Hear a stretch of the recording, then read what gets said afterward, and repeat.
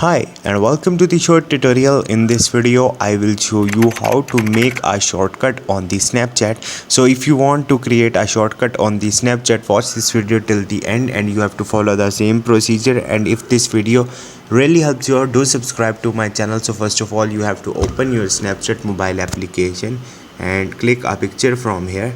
Once you will do it, after that you have to click on the send to, and once you will do it, right here you will see a shortcut button, so you have to tap on it. Once you will tap on it, right here you have to click on the new shortcut and select the friends you want to add in the shortcut, and here you have to select the emoji, any emoji.